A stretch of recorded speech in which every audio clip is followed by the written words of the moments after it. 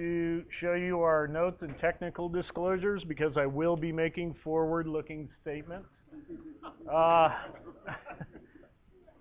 Do you have all that? Good.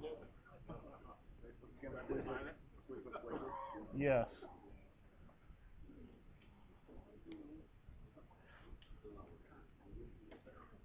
Still no.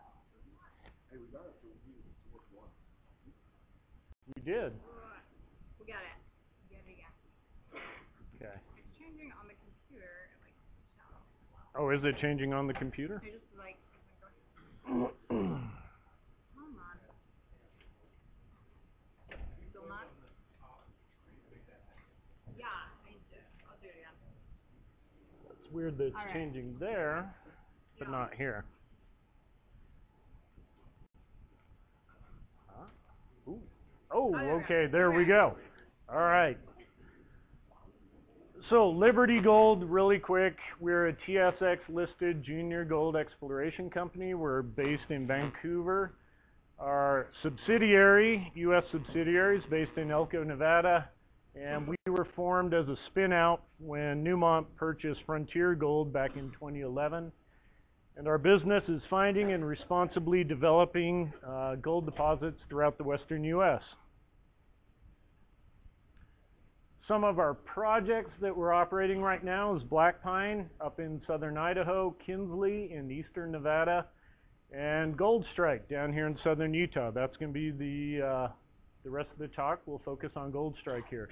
These are all past producing gold mines, and hopefully they'll be producing again. So really quick, just an overview of Carlin-type deposits. I'm sure everyone's familiar with the Carlin-type deposit model. Yes? Okay. Forming mostly linear trends along the slope and outer slope in central Nevada. Very distinct geochemical association and alteration. Main controls are large-scale structures and rock type. The age of these, in Nevada at least, is 35 to 40 million years old. And we're going to be focusing over here, not on the slope, but on the shelf.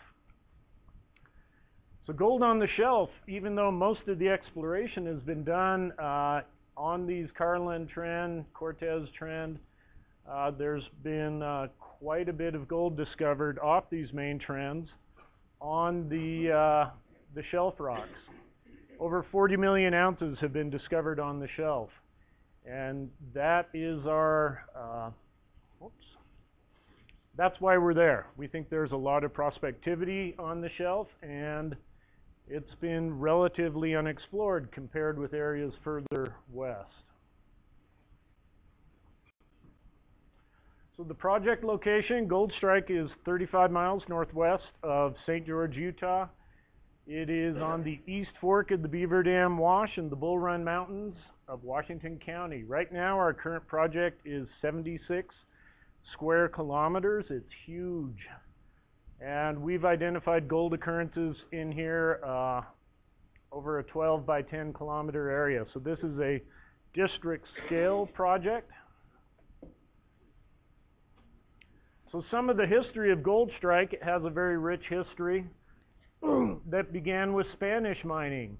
There's no real record of the Spanish mining, but there's definitely some great stories about some of the Spanish mining in the area. I believe them all.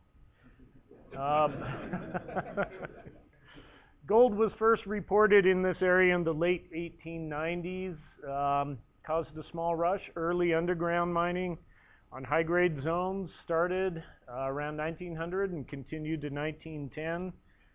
They installed this old three-stamp mill, which is still there today. Here's a photo of it in operation from the 1910 mining record from Salt Lake City. So there it is actually operating. What they're doing with this three-stamp mill was crushing ore that looked like this. That's fairly high-grade ore. We'll talk about the occurrence of coarse gold later, but that's one of the very sort of un-Carlin-like things about this system is you do have coarse gold here. 1,500 people lived down there until around 1915. Then the district was mostly idle until the late 1970s when the Carlin gold model was first recognized and people said, hey, I've seen something like that down in southern Utah. So it kind of renewed interest in the area. Inspiration mining, Tenneco mining, we're in there pretty aggressively, drilled over 1,600 drill holes. And Tenneco took it into production. And this is what Tenneco did. It was a fairly small scale mine, but they mined it from 1988 to 1994. When USMX bought it, they mined it for another year, year and a half, and then they shut it down. They produced about 210,000 ounces of gold and 198,000 ounces of silver in an oxide heap leach mine. Here you can see there are 2 heap leach pads, some of the pits, and then the main mine operations there. So mining stopped in 1994 due to low gold prices, and they ran out of room on their leach pads. They were trying to permit another leach pad here, and then they just kind of gave it up. Overall, they got good recoveries, average grade of 1.2, 1.3 grams per ton gold. They recovered 75% of the gold and about 35% of the silver. Site was fully reclaimed.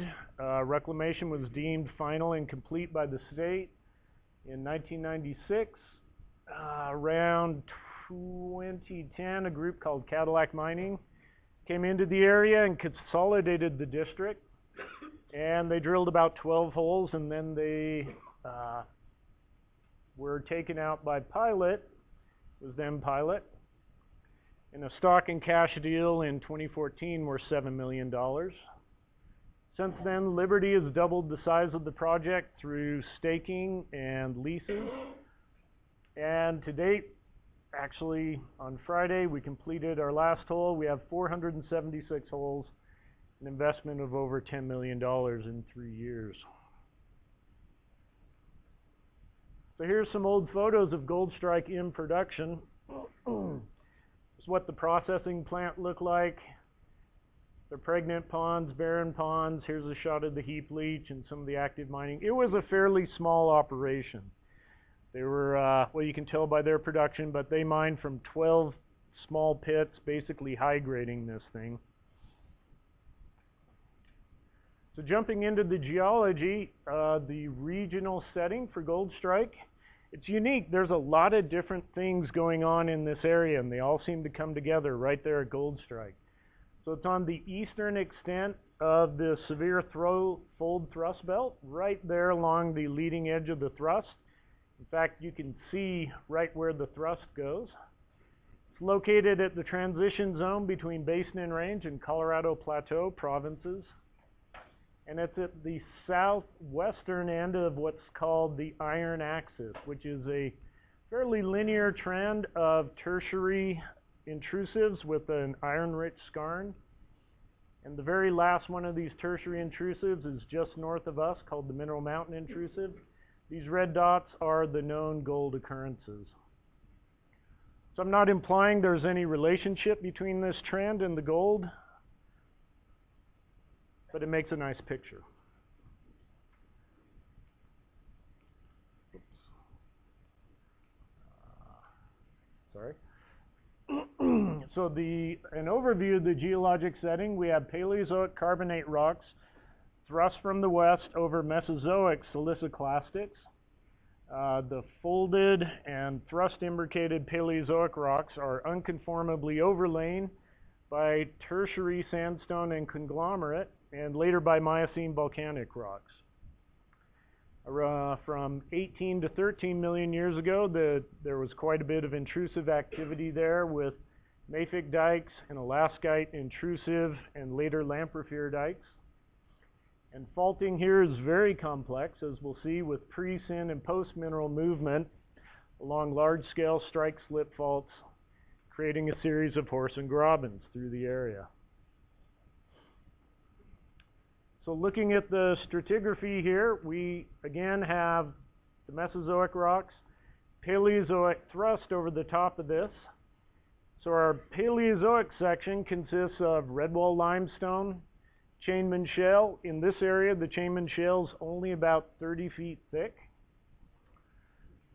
Yeah, it's pretty thin.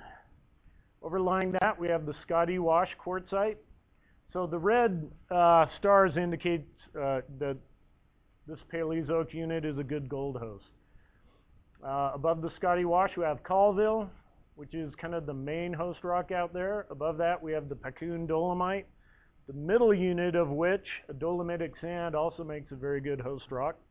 And above that, we have the Quandaweep sandstone, which is a very non-reactive rock, but we have found some mineralization along faults going all the way up into the Quandaweep. So that's the Paleozoic section. Think of that being thrust over, so all these units are kind of standing on end, folded and thrust. And on top of that, we have the Claron Formation, which is a basal conglomerate overlain by a red mudstone, sandstone conglomerate, river channel deposit, basically, capped with a conglomeratic limestone. Then we have the Needles Range Tuff, the Isom Tuff, which has a large component of lacustrine limestones in it. And above that, the Quichipa group, whole big thick sequence of Miocene volcanics there. So that looks very neat and orderly. Now we'll look at what it actually looks like out in the field. So here's kind of the geologic evolution of the area. Again, you have your Paleozoics thrust in over the Mesozoic sandstone, forming this unconformity as those eroded away at the end of the severe thrusting around 50 million years ago. So this Claron Formation is a very dynamic unit, as you can imagine. There's a lot going on there. It's at the unconformity. You'll see variations in thickness and composition of the Claron, which actually affect quite a bit the mineralization. So above the Claron, you get the red beds of the Claron. There's the Claron Upper Limestone, Needles Range Tuff, Isom Tuff, and the base of the Quichipa group out here, which is the Leech Canyon Tuff. Then superimposed on that, you have initiation of regional strike slip faulting and intrusion of these mafic dikes, which we've dated at 18.6 and 18.3 million years old. We see widespread decalcification and barren silica coming in first. Then you see a second pulse of silica, which was the main stage gold event. Then around 13.5 million years ago, we have intrusion of the Mineral Mountain stock, about 3 miles to the north. And while all this is going on, we have ongoing right lateral strike slip forming these large Horsten grabens. So there's a lot going on there. So what it actually looks like now is something more like this. This would be the main Goldstrike graben here. These rocks have been dropped down. The unconformity has been dropped down. You still see it there. This Horsten graben structure is pervasive throughout the area because of extension developed along these strike slip faults. One of the major features we see there also is the Hassayampa fault. It's a post-mineral listric fault. And how this fault is the only post-mineral fault out there, I don't know, because everything else is mineralized, every single fault you see, except for this one right here. The Hamburg fault is one of the main mineralizers, syn mineral on that as well. So the structural setting, looking at that a little more, you have post-severe development of these high-angle listric, torcuate, normal, and strike slip faults. Think of a pull-apart basin setting as the closest analogy I can give to this. These large strike slip faults are forming basins. These become our grabens here, and that's where we get preserved mineralization is down-dropped on these grabens. We get west-northwest striking faults within the graben. These are kind of interpreted to be radial shears or dilational zones in there. Then we have north-northeast striking mineralized faults that almost look like they could be Paleozoic growth faults, because you'll get a large wedge of thick claron right adjacent to them. Good grades elevated along all these faults, except of course the Hassayampa. So here's just a picture of the Hamburg pit with the Hamburg fault. You can see Colville, Scotty Wash, Chainman Shell, Redwall. Here's the Claron red bed. You can see a little bit of intrusive right along this fault, and you can see bleaching and leaching of the red beds. Very common alteration that you see along there. That fault is in a reverse configuration right now, right? But it has normal displacement. But if you go and look at it, all the slicks are horizontal. So you can kind of see the evolution of movement along these structures. It's very complex. So to kind of summarize the Goldstrike mineralization, you get finely disseminated gold occurring in oxidized, multi-phase jasperoid breccias that occur primarily along the erosional unconformity and along faults. The main host rocks for Goldstrike mineralization are the conglomeratic sandstone of the lower Claron Formation and whatever happens to be underlying that unconformity. If you get the Colville limestone, you'll see about a 60-40 percentage of mineralization, 60% in the Eocene, 40% in the Paleozoic. That varies depending on what rock type is under that. If you get Quantaweep sandstone, there's almost no mineralization at all at the unconformity. But Piccoon, Colville, you get a very robust sort of leaking downward of the mineralization. So what underlies the unconformity makes a big difference in how well it's mineralized. Looking at some of the structural controls, the main controls for mineralization are the unconformity. It is the main regional fluid pathway out there. Secondary control are the east-west to east-northeast striking, strike slip, and oblique slip fault zones, which act as feeders to the unconformity. And related within these grabens, these north-northeast and northwest trending faults that add better grade along that unconformity. So some of the controls on mineralization that I just talked about here.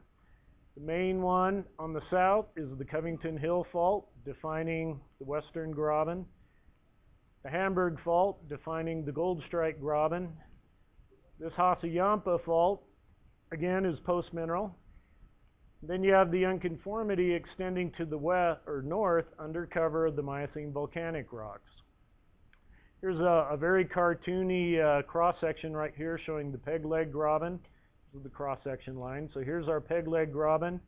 Mineralization coming up along the faults, bleeding out into the unconformity. Goldstrike graben. Mineralization on the unconformity in the Hamburg Fault. Mineralization chopped by the Listric Hassayampa Fault, then mineralization continuing to the north. So in orange you can see where they actually mined this, and it was primarily where it was poking up out of the ground, or you had erosional scabs on top of the horse block. Makes for a very profitable operation when you have a zero strip ratio and very high grade. And so that's primarily what they were doing. Here they were not mining the unconformity, they were just mining along the feeder fault. Then this one down here at Beavertail is a bit of an oddball. It's 100% hosted in the Colville limestone. There is no unconformity there. So that makes the potential for other similar things to Beavertail. You could have those out here in these Paleozoic rocks where you get the right structure. Looking at the alteration. Alteration is vertically zoned. We see argillic alteration way up in the overlying volcanic units, up into the Leech Canyon. It's pretty common in the Isom tuff, and it's usually pervasive in the Needles Range tuff. Directly overlying the gold zone, we have a zone of clay sulfide carbonate alteration. It's usually forming at the contact between the lower red beds and the Claron sand. Very high sulfide content in here, pyrite, arsenopyrite, stibnite. You get arsenic in the thousands of ppm and antimony up to 100 ppm in this clay sulfide zone. You get low to no gold, but that doesn't matter because whatever's in there is not going to leach anyway. Below that, you have an oxide zone, which is very strange to say, okay, we're going from sulfide to down below we have oxide. But the oxide jasperoid zone develops in the basal claron along the unconformity, bleeding all the way up to the clay sulfide zone and bleeding down into Paleozoic rocks. Again, it depends on how deep you bleed mineralization in the Paleozoics is directly related to which unit you're in here. Colville limestone, you get a lot of really nice high-grade mineralization in there.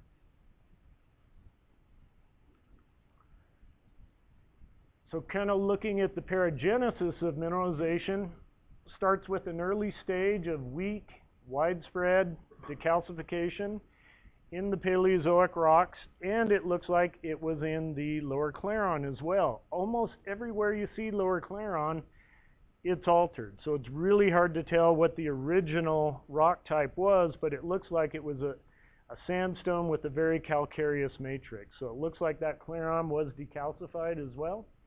We have what I call a passive silicification event, kind of texture preserving, that gives you this blue to gray jasperoid. And after that, you have the main hydrothermal stage, which is intense decalcification, multi-phase brecciation, quartz, illite, pyrite, arsenical pyrite, stibnite, and gold. And what that looks like is jasperoids like this. You can see these class of the barren jasperoid in here in a matrix of iron oxide rich, kind of silicified gouge almost.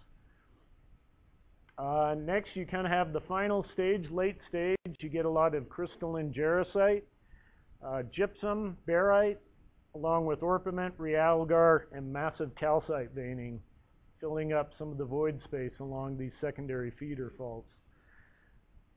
So that sounds very Carlin-like, doesn't it? There are a lot of similarities here in the alteration, the mineralization, and the paragenesis with every typical Carlin type that you see.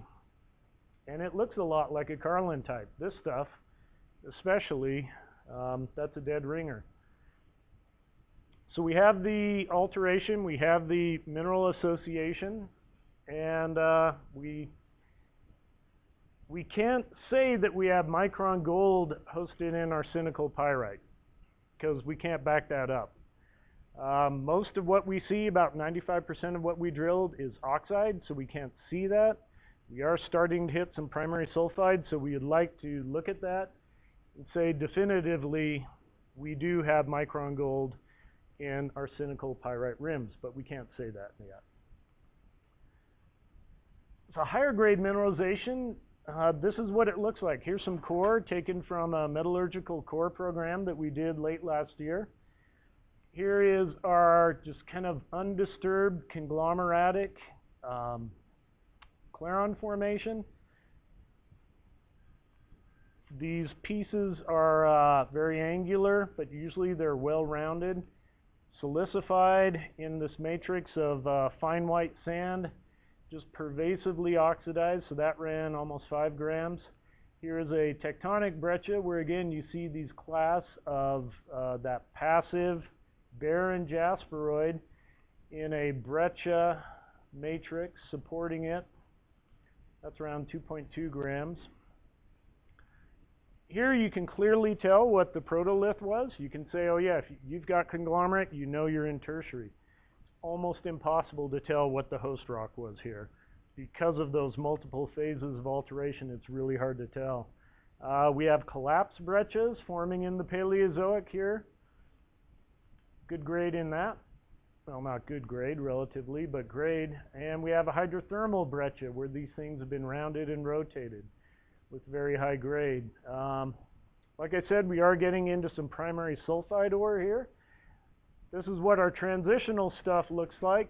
where you can see this is 20 to 30% sulfide oxidation coming in along these fractures and etching into these breccia clasts here. Good grade.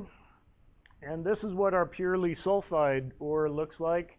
Again, you can kind of tell, see some of the breccia in here, sulfide coming in along fractures.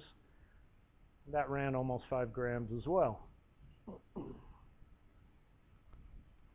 There's also some very un-Carlin-like features here. Like we saw earlier, we have coarse gold. Well, the main un-Carlin-like thing about Goldstrike is the Eocene age host rock. I'm not sure in the western U.S. how many Eocene age host rocks host Carlin-type mineralization. Pediment deposit, but that doesn't really count, right?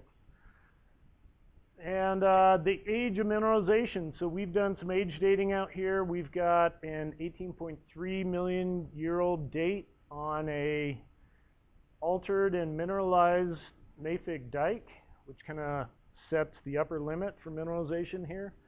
And then we also have a good age on the stock to the north of 13.5. So this looks like it's much younger than the typical Carlin type, on the order of 13.5 to 18 million years old. And we have this stuff. I say it's coarse gold. It's crystalline gold. It's not really coarse. There's no nuggets out there. This is very fine grained. You can see it in the microscope here, but beautiful crystalline gold. We mostly see this in the Chainman Shale, jasperoid developed in the Chainman Shale, but we get it along faults too. Right now, we don't really know what its relationship is to the disseminated gold mineralization, but it's not something that we're really chasing right now because it is fairly erratic. But when we do hit it, it gives us very nice grades on the order of 102 grams per ton in one sample. So is this a Carlin style? You know, we can check the boxes. Again, maybe. It's largely oxidized, so we can't tell. We've got the right geochemical association. We've got the right alteration mineralization. We've got the right structural setting. Not very Carlin is the young age, young host rocks, and coarse gold. So there's definitely some differences here. We're calling it a Carlin type gold deposit, but it's on that Carlin spectrum now. So using that Carlin model as our exploration model, we came in and said, gold favors the area above and below the Claron unconformity, particularly where it's overlying Paleozoic rocks. High-grade mineralizations concentrated right along the unconformity and along these feeder faults. And the gold in Paleozoics favors silty beds and contacts between the major units here. It can be very well mineralized as well. The previous operators, they did a really good job here, but they were limited by economics. And they basically drilled where gold was cropping out at surface. So we've taken that model and we've been drilling the gold that doesn't crop out at surface, but extends down dip along the unconformity and along these faults under shallow cover. So I just want to show you a couple of cross sections now. This is the main mine area. Here you have the Padre Pit, the main pit, Hamburg East and West, Basin, Hassayampa, Gold Town. Again, these are very small pits. You could call them pitlets, almost. The peg leg graben down here has not been mined. They did have a plan to mine this area. They ran out of room on their leach pads.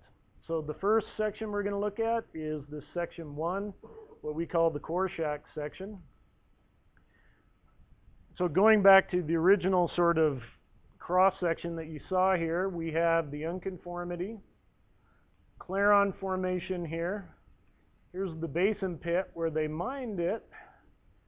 And this is where Liberty came in and we drilled our down dip holes. We typically drill like this to save on disturbance. So we'll drill a wagon wheel pattern from each of our pads. That's how we were able to drill 300 holes on 10 acres of disturbance. But you can see all the vertical holes are Tenneco and earlier, fairly shallow holes. So we were able to come in here and just, so their drilling basically stopped right here, but we were able to come in and get some really nice intercepts. 1.68 grams over 22 meters, 0.87 grams over 45. This area up here is called the Hamburg Extension. This is where Cadillac did a lot of their drilling up there. And up here you see the Goldtown Pitlet, where you had an erosional scab of this unconformity up there, and they just took that scab right off. To going to the north, this area, slide's kind of old, but we've done a lot of drilling in here. The unconformity's there, it's mineralized. It's just gonna take some time to drill that out. So down below there you see our leapfrog model. I know it looks like kind of a mess. But what you see is these high-grade pods of mineralization left behind from their mining, where they just grabbed that pod of mineralization. So we are now going to look at what we call the Octopad section to the east.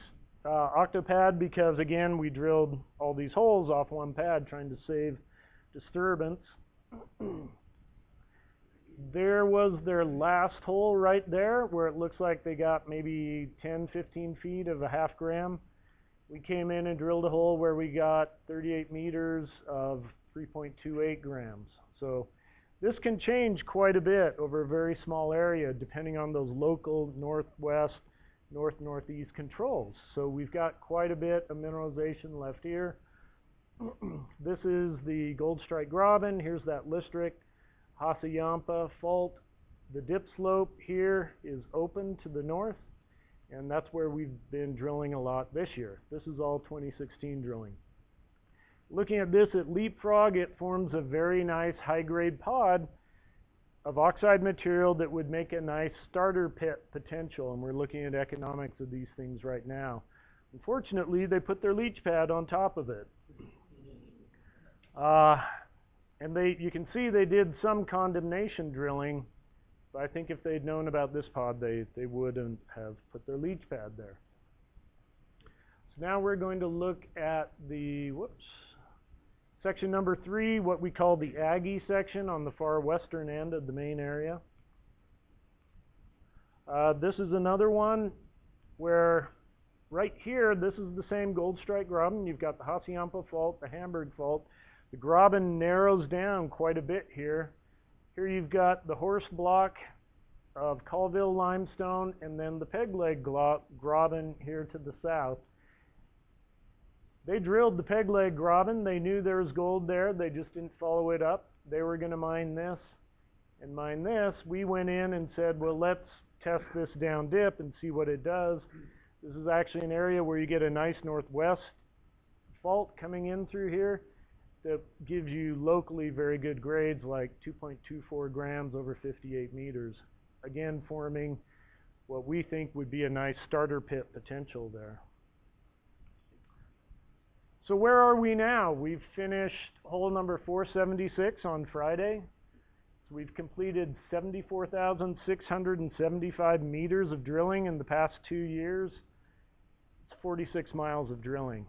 Primarily RC, but we also had core doing a metallurgical core program. Here you can see like a 2-inch crush. We're getting greater than 80% recovery on the gold. We're not focusing on silver, but it looks like it just doesn't leach. 20 to 35% leach on the silver. We had a plan of operations approved in July for 77 acres. So we built 38 acres and reclaimed 8. And we just completed a 12-kilometer IP survey looking for deep sulfide feeder zones. It's kind of a promotional photo there. So our future plans, we're going to come out with a maiden resource estimate for this area in Q1. We still need to do about 200 to 300 more holes testing some of these outlying target areas. So here you can see Paleozoic rocks. The orange are where Claron unconformity, we infer it to be at a fairly shallow depth of less than 150 meters. So we've drilled the green area, we've drilled out this area, we have been drilling in here. We need to drill all of these outlying areas. That's where our 200 to 300 holes are going to be next year. We're going to complete a PEA beginning early next year. We have additional metallurgical and geotechnical drilling to do. Investigate potential sources of water, power, and other infrastructure. When they ran this mine, they just did on-site diesel generators, and we need to look at other options. And of course, we're going to do community relations, which is what I'm doing right now, right? Involving some of the local stakeholders down there, because as you all know, you can't build a mine without local support. And you have to get people on your side, groups like SUA and others like that. So we're trying to get them all on board with what we're doing. And that's the talk on Goldstrike. Are there any questions?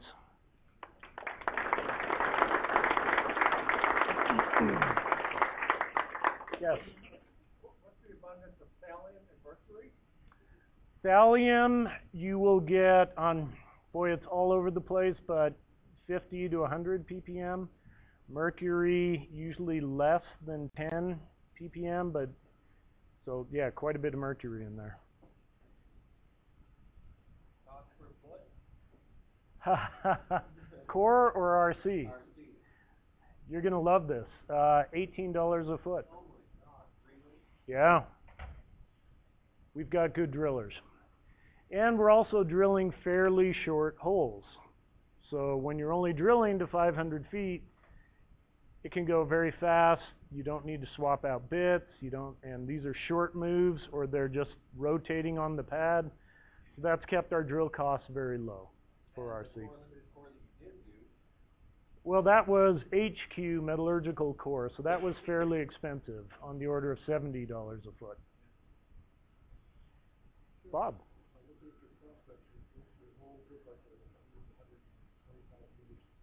Yes.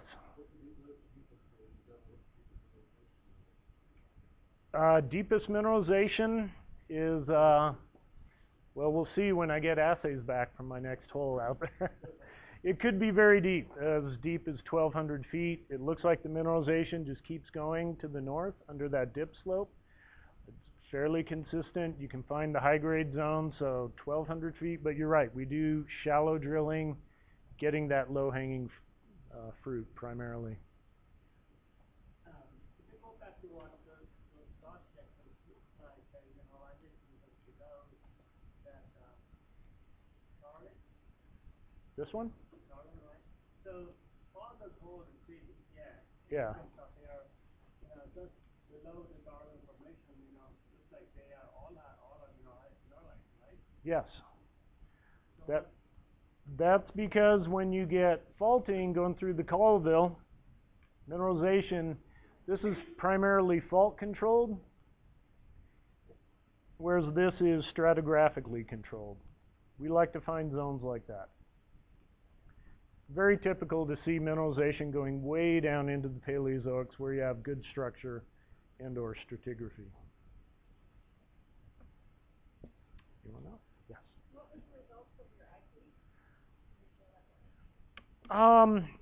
The IP did a great job of what we were trying to find with the IP was actually two things. We're looking for that clay sulfide zone directly overlying the oxide. It looks like it's a little too thin to see that. We're primarily looking deeper at deep sulfide targets and these feeder zones. And I can't talk about that. We haven't released that yet. Anyone else?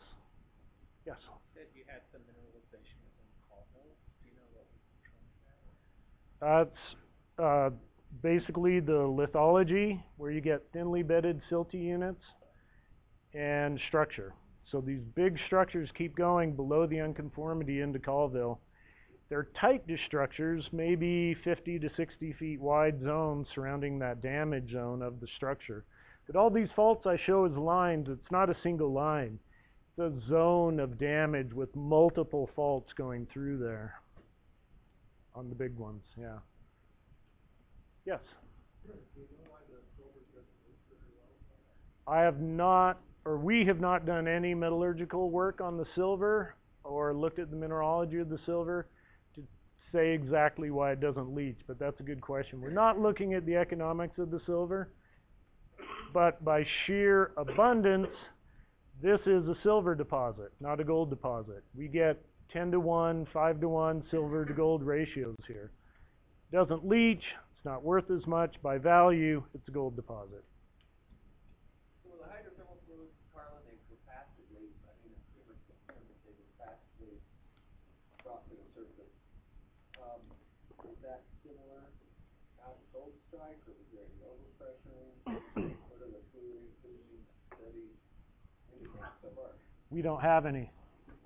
We'd love to get some out there. Right now, we just did some age dating with a student from University of Arizona. That's all the real work, research-wise, that we've done so far.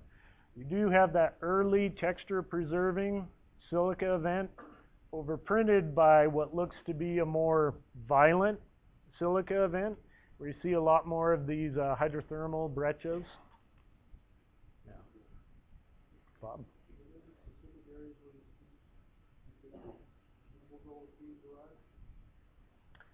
We see it in jasperoids in the Chainman Shale, and this was from RC drilling, so it becomes very hard. You just don't know. You can't see structure in the RC, but we, when we're in this zone, we put a sluice box beneath the discharge of the RC rig, and then we pan it. Yeah. Yes.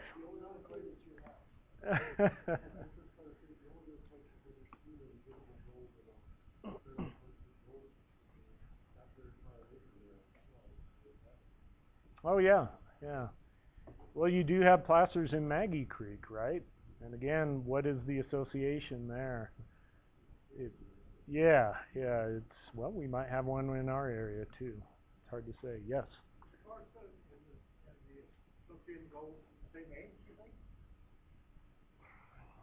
I don't think so. I don't think they're the same age. The coarse gold, there's quite a bit of placer gold in the creek there, and you find it all up and down the creek. When you find it, whenever you find it, it's very crystalline gold. So you know it hasn't traveled very far. But we haven't really looked at that closely at all.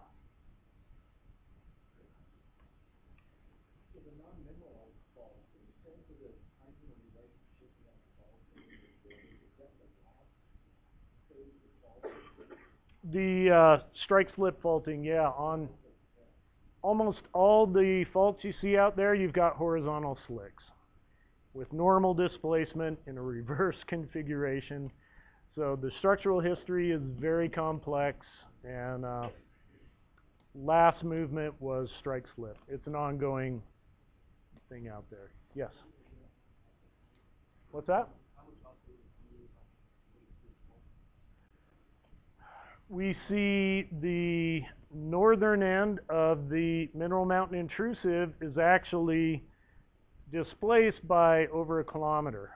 So in the main area here, you can't tell how much displacement there was on the Hamburg because there's no real superposition. Here you can see the normal displacement, but we know on the strike slip faulting there's likely kilometers of displacement.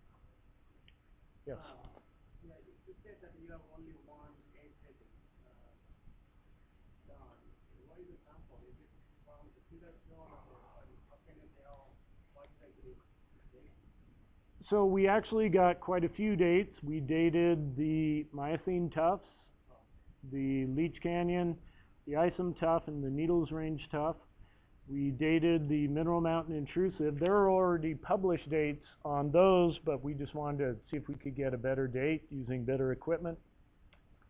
And the two dates we have are on a mineralized and a fresh mafic dike in the main mine area. So we're trying to constrain mineralization based on the age of that dike, and we think we've done it. At least an upper bounding for the age. I'm wondering if you have like a map all alterations and not doing atom type of dating, you know, for the more there's a lot more we could do with the dating, you know, maybe, yeah. You see the papers on the different techniques on the dating probably as on the what is called high-skilled kind of technique and is more believable, and then if you look at the standardizations on those much narrower, Yeah. so you know better tools to some extent. Sure. We have one more question on that particular slide. Those eclipse modeling that you're showing there. In the Leapfrog, yes. Yeah, using Leapfrog software. Yeah, and how confident you are on those? How confident you are on those zones that you're modeling? Very confident. So the Leapfrog model is based on over 100 different control surfaces. It's incredibly complex. Will take about half an hour to run each interpolant. And based on our resource study, it lines up very well with what Leapfrog's done. So we're kind of getting, you know, validation in the resource block model with what we see in Leapfrog. And all our Leapfrog grade shells are constrained to 35 meters. So we don't let Leapfrog blow it out a long ways. Great. Well, One last question back to the changing. Is there any diagenetic pyrite in that? Oh, it's loaded with diagenetic pyrite. Loaded with it. Yeah. Very carbonaceous, very pyritic. And it's usually structurally thinned or thickened quite a bit too. great. Thank you very much for coming and speaking today. Thank you everyone for Great coming out. presentation. Yeah. UGA book. This makes it worth it right here.